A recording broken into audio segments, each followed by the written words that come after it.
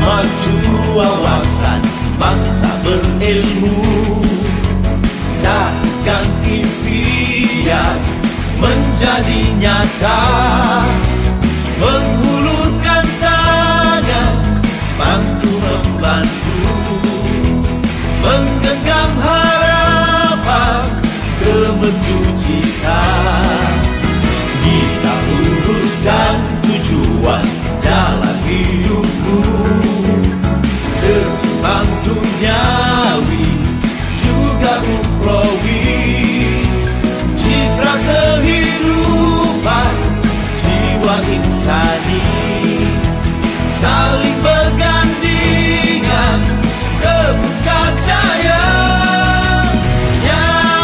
Yayasan Pahang, tangan perkasa, membina ekonomi anak bangsa. Yayasan Pahang, siap siaga menggerak transformasi, bangsa berjaya, bangsa cemerlang, bangsa gemilang.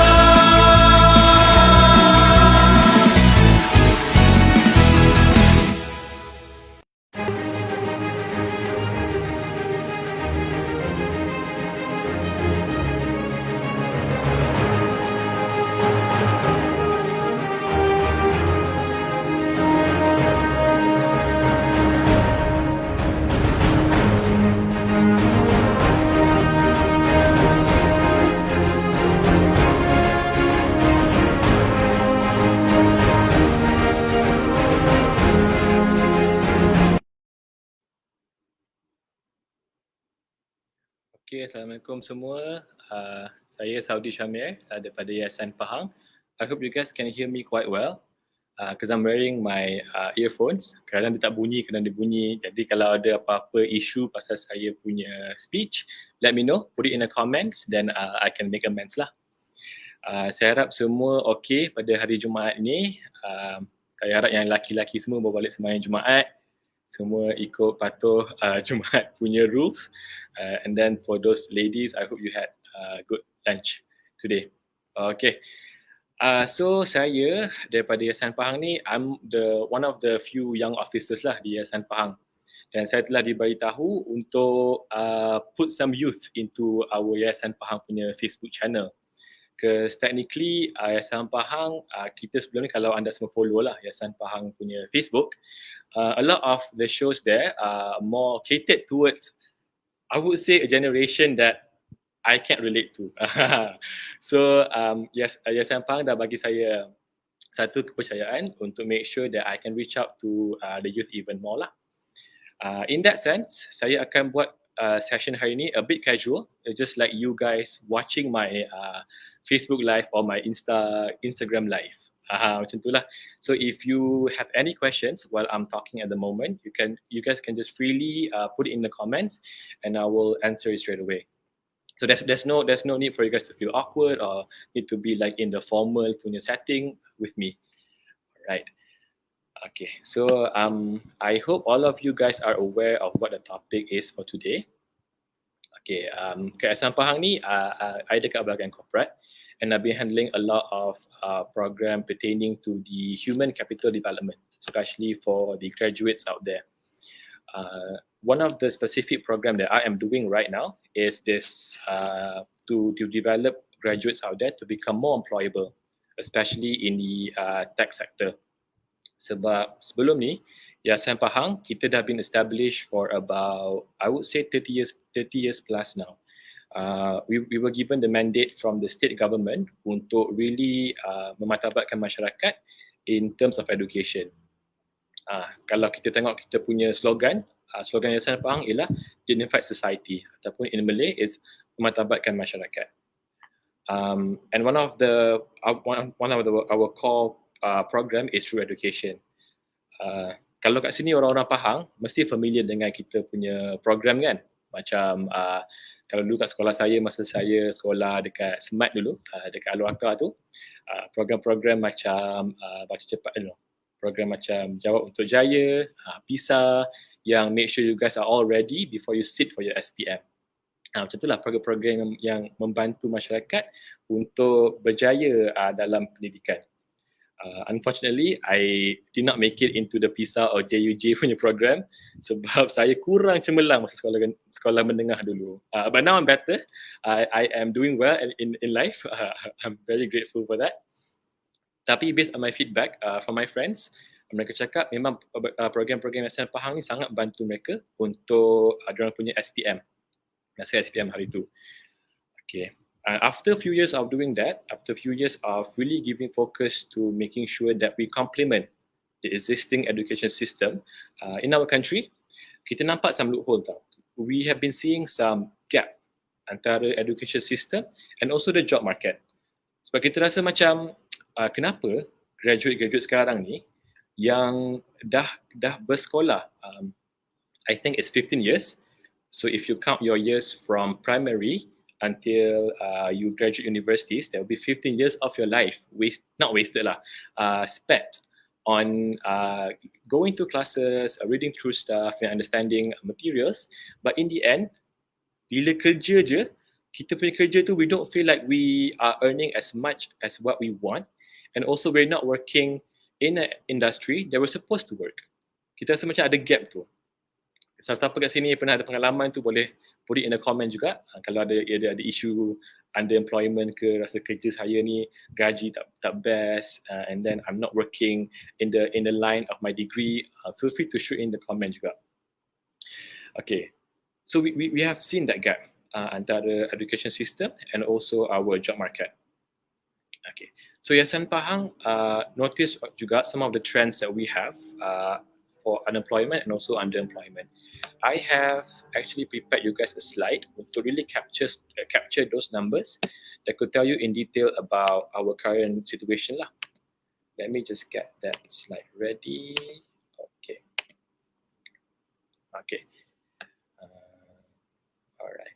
So these are the numbers yang kita dah dapat daripada Department of Statistics Malaysia and also statista.com ni. So after doing some desktop research, I have found out that unemployment rate sekarang kat Malaysia is 4.3 tau. So 4.3 ni is not bad. We have been declining, we have been reducing the number of unemployment after the pandemic strikes up until now. Okay, which is a good news. Sekarang people dah able to spend more freely. People boleh, live their life normally as before. Tak perlu hutang sana sini dah. Tapi bila kita really zoom into the area of youth unemployment, we notice that it's still not as good as what we expect it to be. Okay, kalau tengok dekat number kat situ, youth yang berumur 15 sampai 24 yang in the job market right now, diorang punya pengangguran is 13.9, which is very bad. It goes to show that dalam 100 orang youth tu, dan 13-14 orang tak bekerja. Kalau kita tengok, kalau kita darab lagi number dengan population of youth in Malaysia, that could give you thousands or it could be up to million of youth not working at the moment, which is quite sad lah kan. And kalau kita look all the way back pada tahun 2000, kita akan nampak trend yang cyclical, okay, which is not bad. We can see that there are some ups and downs. I'm pretty sure it also depends on the economy juga. Tapi kalau kita really focus on 2015 sampai 2020, we could see an upward trend. Maknanya orang-orang muda sekarang daripada tahun 2015 sampai 2020 ni, dia punya pengangguran meningkat to a very steep punya level tau. So if you look at the graph here, you can see a very steep punya upward trend, which is very worrying. Sebab it goes to show yang kita punya there's something wrong, or there's something that is not right in our education system that makes them unemployable or not desirable in the market. Okay. Lepas dah dapat oh sorry, I have one more slide to show you. Okay. Underemployment pula. Tadi unemployment. Ini yang itu tak bekerja. Yang underemployment pula yang bekerja tapi tak bekerja dalam area yang dia sepatutnya bekerja. Okay, so you can see from the number here. Yang ni saya dapat data from December 2019 tau. So kalau kita break it down into three main measurement, professional, semi-skilled and low-skilled. Yang professional ni yang bekerja dalam bahasa mudahnya dalam aircon lah, tempat yang ada aircon, tempat office ni, yang really ada value in their services, 68.8%. So daripada 100 orang youth tu, 68 orang bekerja dalam professional punya bidang, which is not bad, right? Kalau kita compare dengan other countries, they might have a lesser number in terms of professional work that involve youth. Okay, tapi kalau kita tengok balik in terms of numbers, okay, percentage nampak okay kan? Tapi kalau kita tengok numbers, mereka yang semi skilled dengan yang low skilled, total mereka ialah 1.36 million. 1,360,000 orang bekerja dalam bidang yang tak sepatutnya mereka bekerja, which is a shame kan. Dah pergi kelas, dah sanggup buat FYP, dah buat Viva, sanggup tak bekerja masa belajar just to pass and to get that degree, tapi in the end bekerja dekat industry or area yang bukan sepatutnya kita kerja. And supposedly, bila kita bekerja dalam dua bidang ni, semi-skilled and low-skilled, kita akan earn not as much as what the professionals earn. Dia akan lower than what the market rate can give lah. Okay, so these are the issues yang kita nampak dekat not just in Pahang, but also in Malaysia as a total. Okay, and then YP rasa macam, we have to do something about this. We need to make sure that we don't have this in the long run juga. Okay. So what we do is we seek out for partners out there. Because kita tahu YP seorang tak mampu untuk bantu graduates kat luar sana in terms of making them more employable. So kita keluar, cari lagi siapa-siapa private company or trainers out there that could help us to mitigate this issue. And then we stumbled upon Beyond 4. So Beyond 4 is our partner dalam tech punya industry yang came forth that presented the solution that could help to lower down the issue of unemployment regarding youth. Okay, and then we asked them, what exactly can you offer to make sure that this will not happen in the future? And then the answer was very simple. What they said was, we need to make sure they are more employable and more skilled in technology. Okay, I know it is a dumb question to ask, tapi we still ask to really understand, like, why technology? Why do you need to focus in this segment when there are other segments out there? They are easier and are more open to everyone. And then there are two answers that really captured our attention. Satu, dia orang cakap, teknologi ni tak akan menurun, sentiasa menaik. It is proven masa zaman pandemik dulu, when the lockdown was implemented in Malaysia. Semua orang nak pergi pada work from home. Semua nak balik rumah, bring their laptop to their house and then set up an office in their home. Okay, and then that requires a lot of software as service. It requires a lot of applications like Zoom, Microsoft Teams, Google Drive, even to help you to do work masa dekat rumah kan.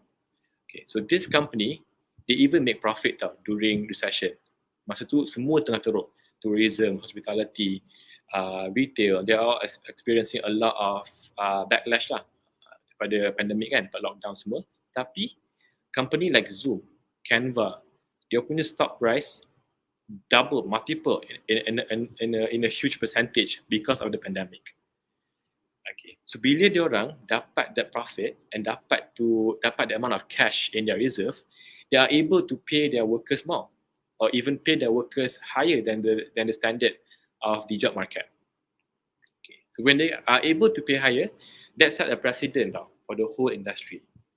So it goes to show that the tech industry ni dia akan sentiasa naik even though ada recession. Okay, and that captured our attention. So we partnered up with Beyond 4. We properly plan our ways on how we can actually do this. Okay, and then we have a target.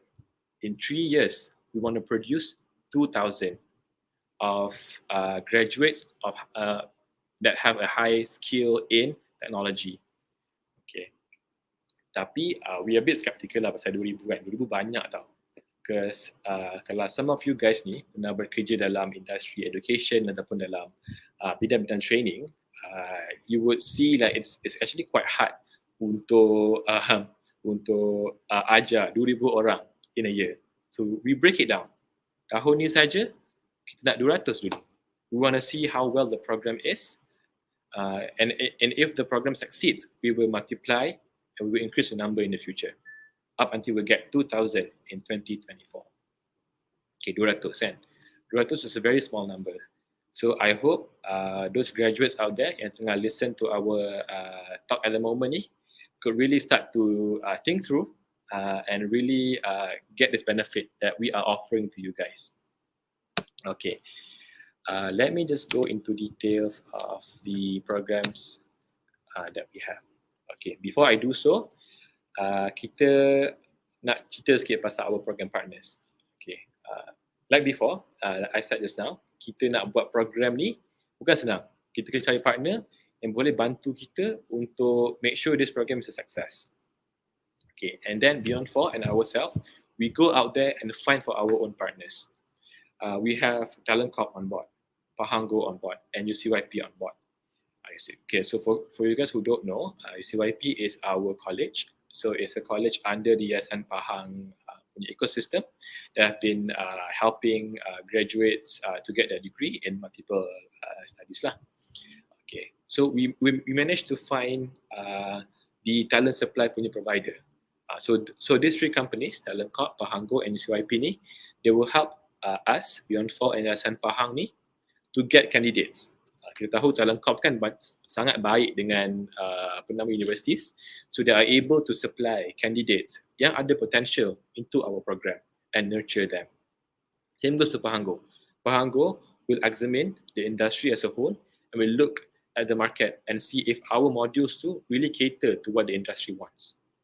So they tailor fit the program and also the candidates that we are scouting to according to the needs of the market. And UCYP pula, UCYP is a well-known organisation yang ada banyak reach kepada private universities. So Talent Corp can cover public, UCYP can cover private lah.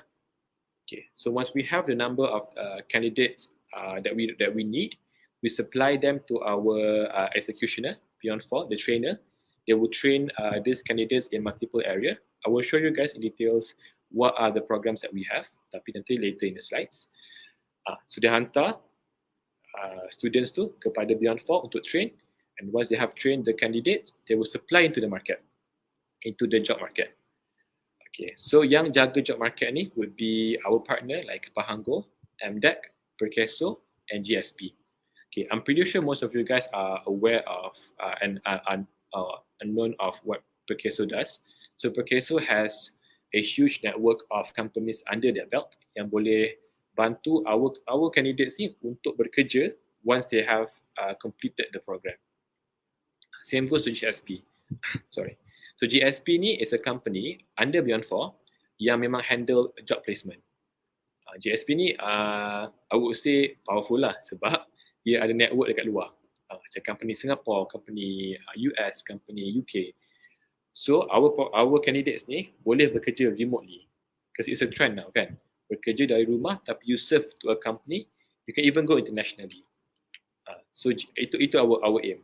Bila kita bekerja di Malaysia tapi earn in dollars, imagine if you earn $3,000 but you live in Malaysia, that means you are earning a lot. You are earning 3 or 4 times the value of money that you earn right now. Okay. Alright. Okay, and then MDEC ni. MDEC ni, what MDEC does, ini yang kita punya startup program tu. and that akan bantu kita untuk make sure that our startup program ni berjalan seperti biasa, jalan dengan lancar. Dia akan go through our modules, and also dia akan guide startups ni yang akan kita produce from these 200 people that we aim for this year. Okay, so I hope everything is clear. If I'm speaking too fast, let me know, because I have a tendency of speaking too fast when I'm too excited about a thing. Okay. Okay, so those are the programs those are the partners that we have to support this initiative. Okay, and then the programs are, okay, yang ni saya buka kepada graduate kat luar sana untuk really listen through and also tengok mana yang boleh bagi benefit kepada kita. Okay, we have 3 programs at the moment. Yang ni bukan startup lagi. Sebab startup tu saya akan explain in details in the next few slides. Kita save the best for last. Jadi saya start dengan yang kurang best dulu, and then I proceed into the best parts. Alright. So 3 program, SAP, Emerging Tech and Launchpad. So SAP ni dia satu program yang kita buat yang kita nak buka kepada mereka yang bukan dalam bidang tech. So selalu bila kita offer tech program kan, dia orang cakap, oh saya dulu ambil HR, macam mana ada info pasal teknologi, ataupun dulu saya ambil accounting, mana ada belajar pasal IT kan. We want to correct that behaviour. We want to make sure that kita kena normalizekan digitalization in our area or in our industry. Sekarang HR tak ada dah nak check berapa ramai orang bekerja masuk, berapa ramai yang clock in hari ni. Kalau awak semua perasan, kita semua dah pakai thumbprint. Ada yang even pakai yang face scanning punya untuk record attendance of their worker. That's how far that we have progressed in terms of digitalization. So saya nak semua graduates kat luar sana yang bukan dalam bidang IT ni untuk cuba SAP certification ni. Even though dia bukan IT macam AI ke apa ke, tapi dia bagi kita satu added value. Sebab SAP ni hanya company besar je yang guna. Company macam Maxis, DG, and also Petronas, they are really relying on SAP. Sedikit info pasal SAP pula. SAP ni satu software, dia sama macam Microsoft tau. Microsoft or Oracle, yang centralizekan all work processes and automate the movement. So nanti finance, HR can just communicate with each other automatically. Tak perlu hantar orang tu jumpa sini, tak ada dah. It's gonna be smooth and seamless. So all company, especially company yang besar, sangat memerlukan SAP ni. Nanti I will show you a success story from a candidate, anak Pahang kita yang berjaya bekerja dalam gaji yang besar tau. But I'll show you later. Okay, yang ni Emerging Tech pula. Emerging Tech ni satu course yang kita nak buka kepada orang yang ada sikit lah advance in IT. At least dia tahu apa tu data analytics, they know what AI is, artificial intelligence, and tahu what is Internet of Things. They don't have to be an expert, but at least have an idea of what these things are. Okay. So yang ni a bit niche. I wouldn't recommend everyone to try. Tapi siapa yang betul-betul ada specific interest in this area can really try to apply. Macam saya dulu ambil economics tau.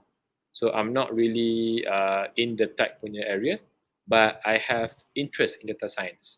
Saya nak tahu macam mana data ni can tell stories to people that we communicate with.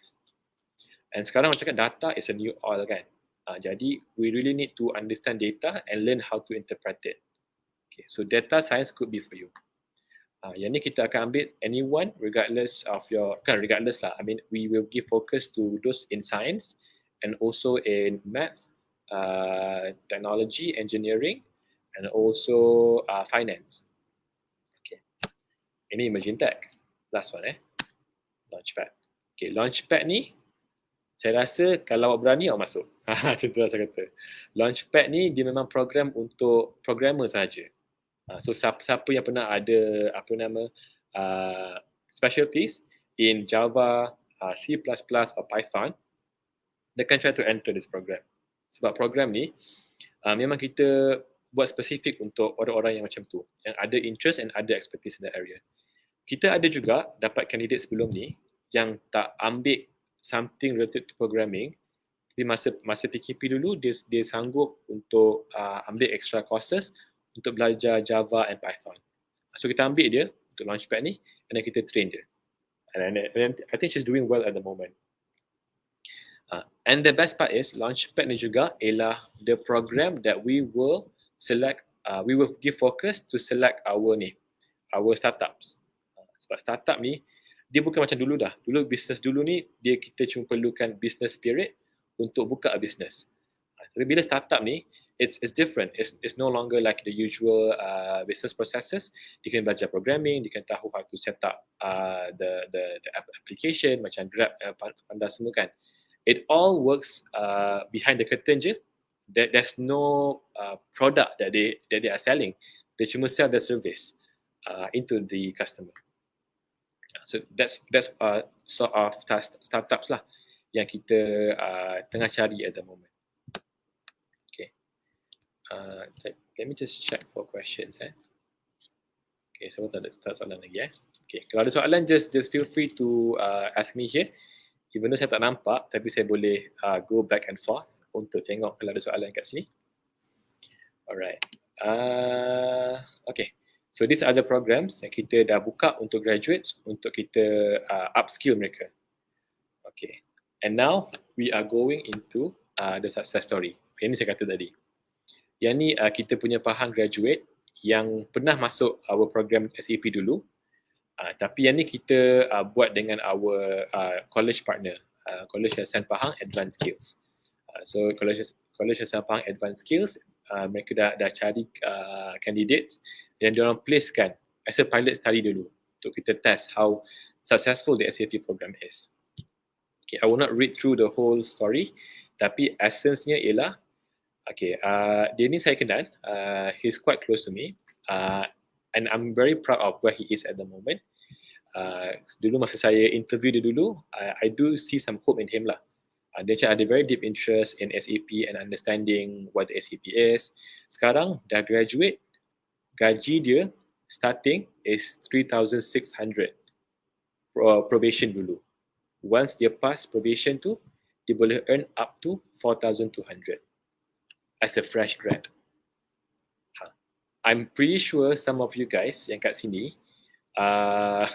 nak dapat 4,200 tu is a long journey. I mean, I've known a few people who work for 10 years and still earn 2,000, 1,800, which is not fair for them. Okay. All right. Okay. Now we're going into details of our main topic for today, which is the startup program. Okay, some of you might question kan, apa kaitan tadi tu dengan startup ni? Macam startup buat business, tadi tu upskill untuk hantar mereka bekerja kan? That is true, that is correct.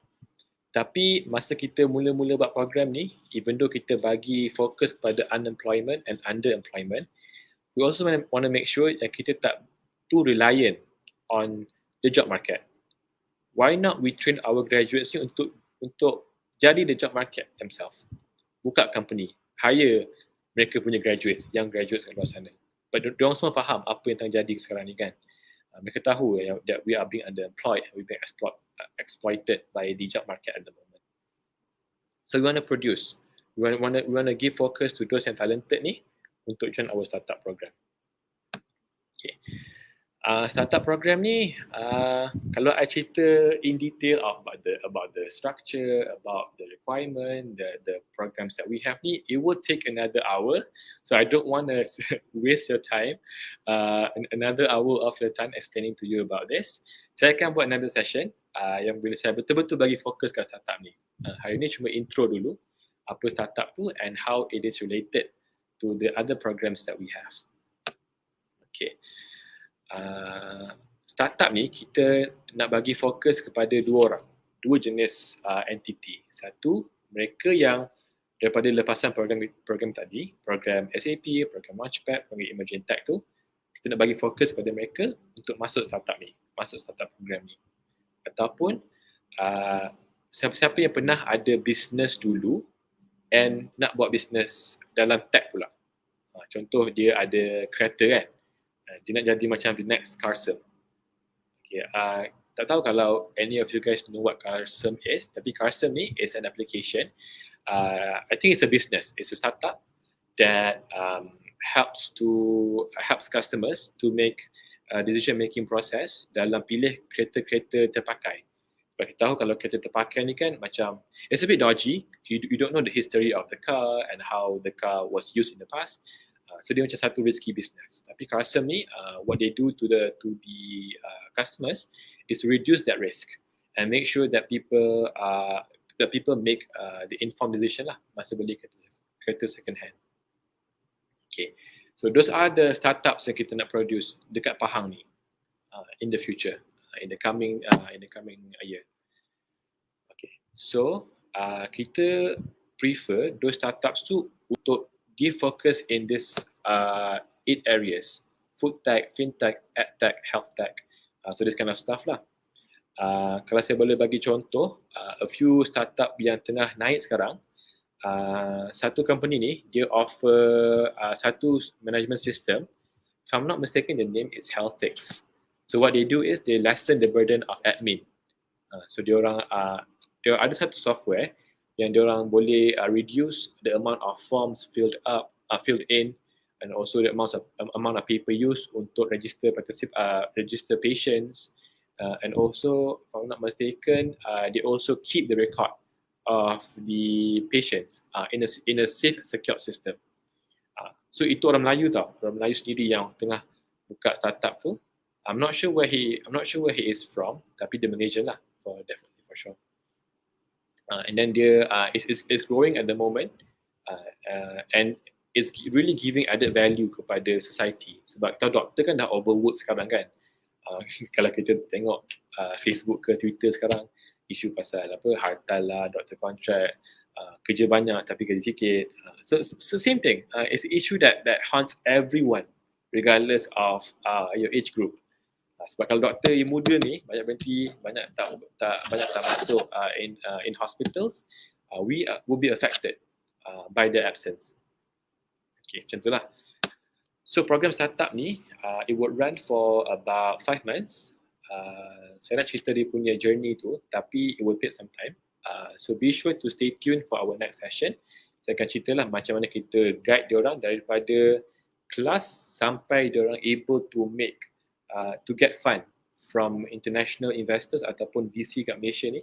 VC stands for venture capitalist, yang memang kerja dia invest dalam company-company macam ni. So kita akan guide dia from class sampai dapat fund tu at least $1 million in $1 million USD. Okay. So kita akan cerita in the next session lah. Okay, tapi as a summary, yang ni lah golongan-golongan yang kita perlukan untuk masuk dalam bidang startup ni. Okay. So bila nak buat startup pula, kita kena make sure we have a place for them to grow. Okay. Kalau semua tengok kat sini, we already have few establishment dekat big cities macam Penang, KL, Johor. So this state dah besar tau, and it's very concentrated. So those startups yang saya sebut tadi tu, itu semua kat KL. Memang ramai sangat kat KL tu yang tengah nak build startup and then offer high quality jobs kepada our graduates. Same goes to Penang. Penang is a very fast moving state yang banyak buka kilang, banyak buka manufacturing. They have like huge names in the country itself. They have, if I'm not wrong, it's Intel and HP setting up their factory in Penang.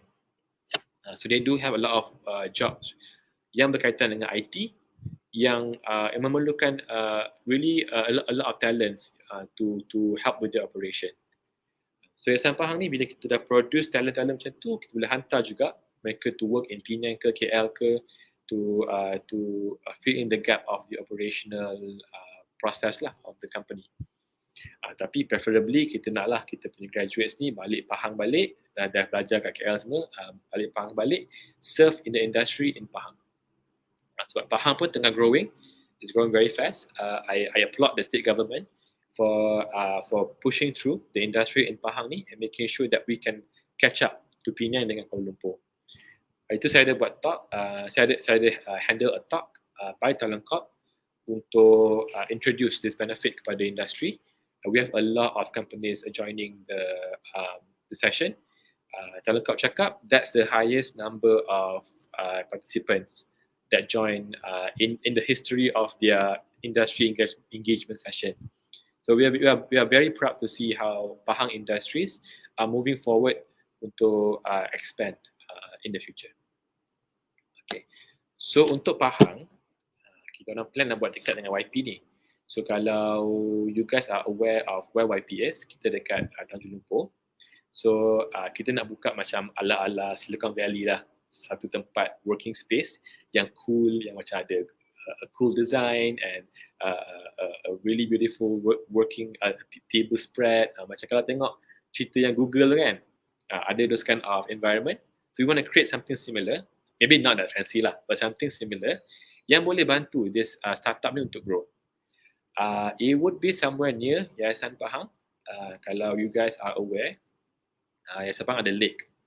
Dia macam ala-ala Taylor's gitu kan. So ada lake kat situ. So we wanna have that hub tu somewhere in the area. So it's pretty, right? Okay, so you guys can work in peace. Alright. Itulah the things that we are forecasting in the future. Okay, once kita dah grow the startup to become profitable in the industry, we want to make sure that you guys can also compete internationally, not just within Malaysia, but also outside Malaysia. Contoh, Beyond 4 dah ada their footprint in these countries: Bangkok, Taiwan, Singapore, and Indonesia. So they are developing their own establishment there to make sure company yang kita bina kat Pahang ni, KL ke Penang ke, ikut dia punya hub ni, boleh offer their service tu kepada these countries. Bila kita work with other countries, they will quote you in dollars. So that's how much you guys can earn if you guys expand your business to internationally. I received a question from the audience. Nurul Aini Muhammad Saleh, jawab sekarang. Dia belum tak habis lagi, jawab sekarang.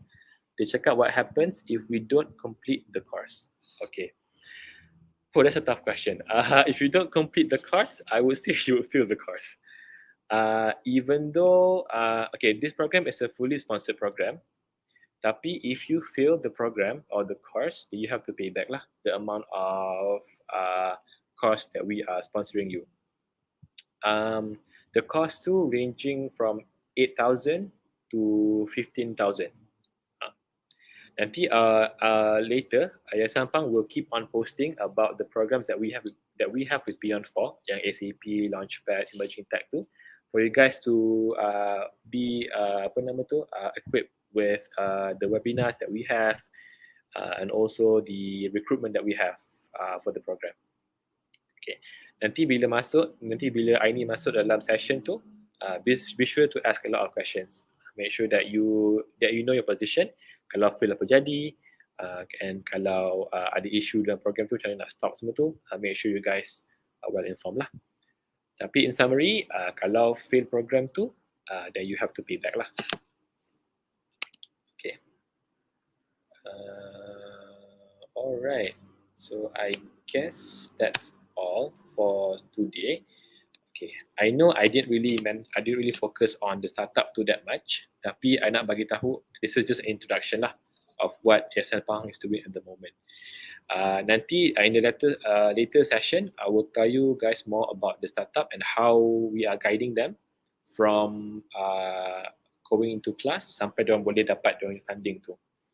Sekarang pun modules are still under review by MDEC, tapi we really wish that we can get your support, especially from the Pahang punya citizens out there. I know we have a lot of good talents from Pahang. Nak tahu satu story, a guy yang lahir di Raub, tapi dia bekerja dengan Gojek Indonesia. Gojek ni satu macam Grab lah, macam Grab kat Malaysia, tapi kat Indonesia.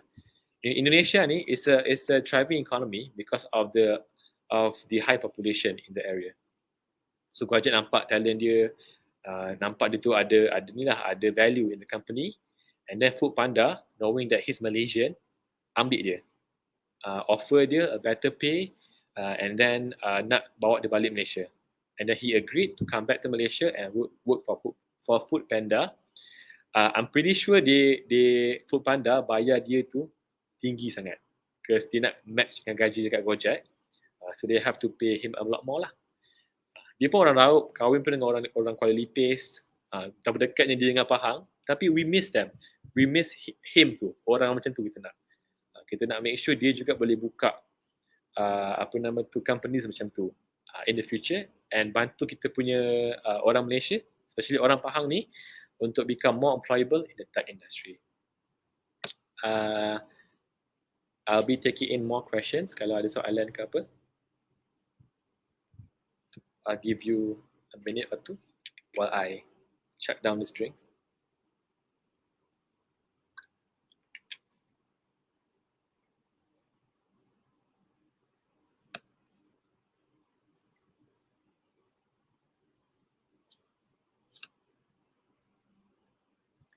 Okay, sementara kita tunggu soalan from the audience if there's any.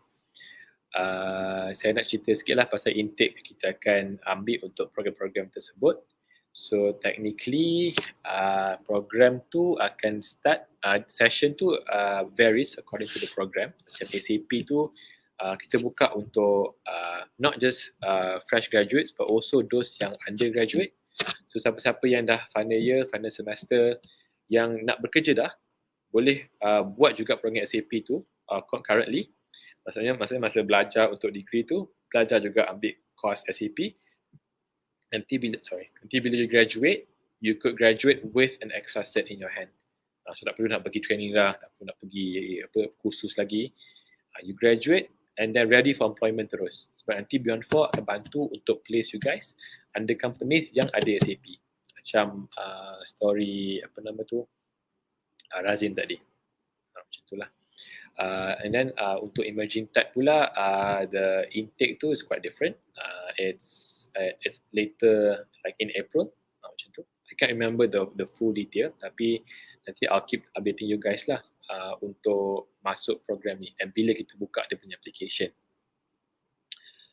Okay, so I guess that's all from me today. And I don't see any more questions being asked in the comment section. Thank you for those who joined in for today's session. Nanti make sure you guys stay informed with the later program that we have, or later session that we have to explain more about the startup ecosystem. Thank you so much for joining in. I hope you have a great day ahead. Thank you.